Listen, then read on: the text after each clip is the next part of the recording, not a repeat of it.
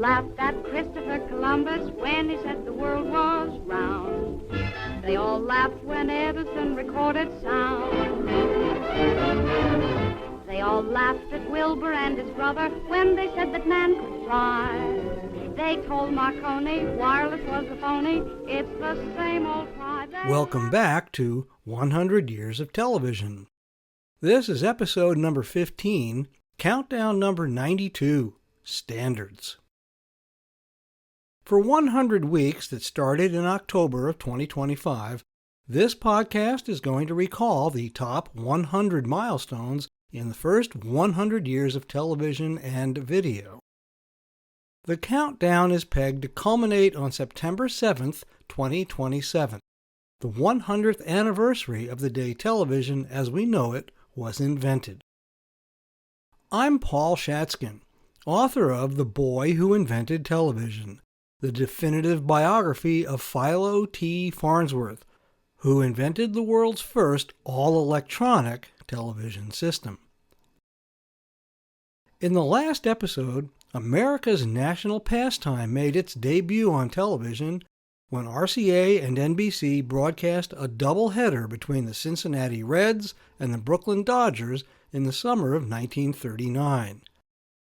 Today, the push for commercial television takes a giant leap in the right direction with the adoption of universal signal standards for the entire industry. When RCA began its experimental television broadcasts in the spring of 1939, the pictures were transmitted using a standard of RCA's own design, 441 lines per frame at 30 frames per second. Since the rest of the fledgling industry had yet to adopt that or any other signal standard, RCA was on its own and lobbying mightily to make theirs the national standard.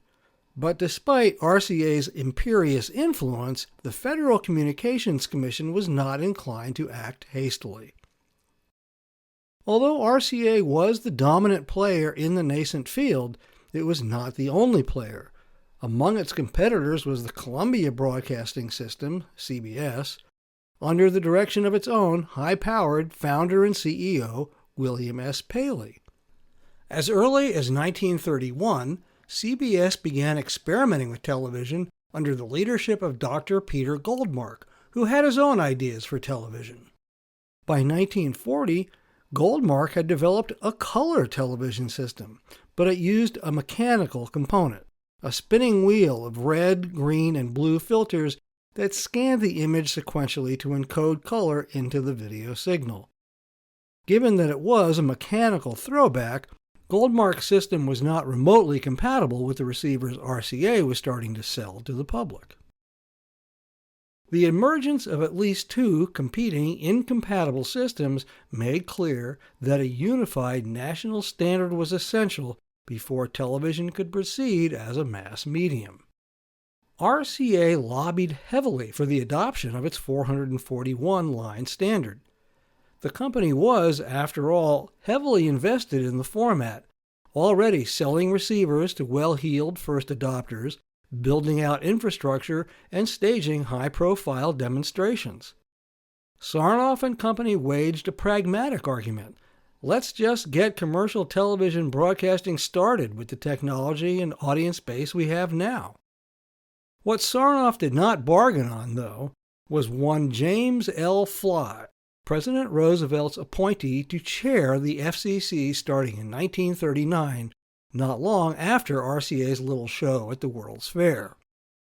James Fly was a lawyer, not an engineer, which made him less susceptible to RCA's dazzlements. More importantly, Fly was the kind of New Deal-era trustbuster who took a dim view of monopoly power.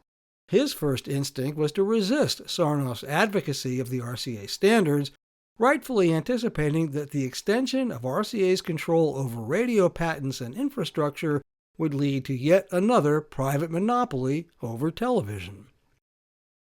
Sarnoff, though not overtly partisan, was seen as an ally of conservative business interests, and quite publicly conducted himself as a corporate empire builder.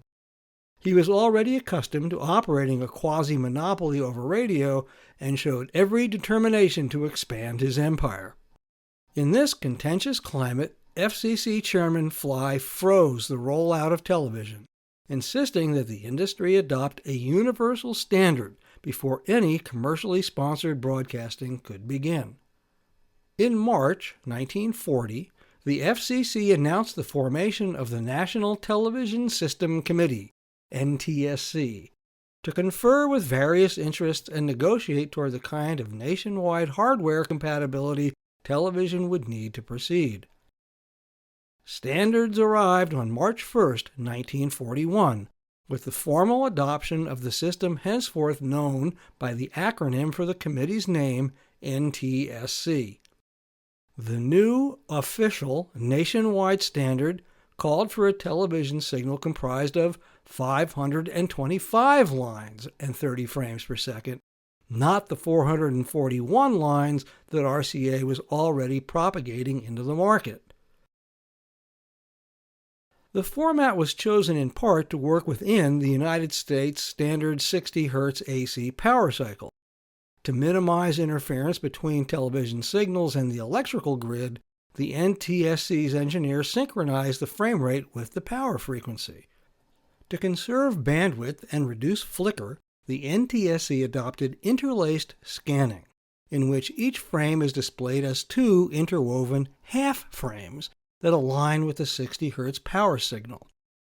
The signal was assigned 6 MHz of bandwidth for each of 13, later 12, television picture and sound channels in a technically elegant system that harmonized television with the rhythm of the nation's electric infrastructure. Of course, the new standard had an immediate impact on the existing equipment base. Companies who had invested prematurely in RCA's 441-line format were forced to retool to match the new 525-line standard. Experimental receivers became outdated overnight, but the reset finally cleared the path for the first licensed commercial broadcast to begin later that year. In 1953, the NTSC reconvened to add color to the system, remarkably doing so in a way that preserved compatibility with the black and white standard adopted 12 years earlier. The NTSC's 1941 framework proved to be much more than a technical achievement. It laid the foundation for a new medium that would shape American culture for generations, in everything from the nightly news to sitcoms, drama, sports, and entertainment.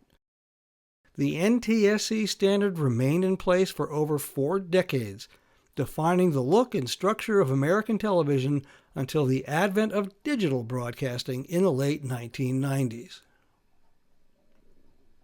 This brings us to the end of number 92 in the countdown of the top 100 milestones in the first 100 years of television. Stay tuned for the next episode, when broadcast television finally launches the boon and bane of its existence with its first commercials. Thanks for listening to 100 Years of Television, a 2-year countdown to the centennial of television on September 7th, 2027. For more, just aim your gizmo to 100yearstv.com. This podcast was written, recorded, edited, engineered, and uploaded by me, Paul Shatskin, and is a production of Farnovision.com. If television was invented by somebody named Farnsworth, why don't we call it Farnovision? They all said we never would be happy. They laughed at us and how.